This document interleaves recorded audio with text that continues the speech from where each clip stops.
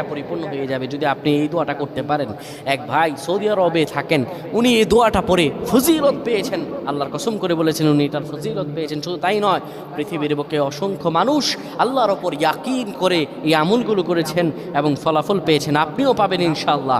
আপনার মানিব্যাগে, আপনার যেখানে টাকা রাখেন সেই জায়গায় এই দোয়াটা পরে আপনি ঘর থেকে বের হয়ে যাবেন কাজের উদ্দেশ্যে, আল্লাহ তাআলা কাজ মিলিয়ে দিবেন। ব্যবসার উদ্দেশ্যে বের হয়ে যাবেন, আল্লাহ ব্যবসাতে সফলতা দান করবেন। সকল কিছুতে আল্লাহ রাব্বুল আলামিন আপনাকে সাফল্যমণ্ডিত করে দেবেন।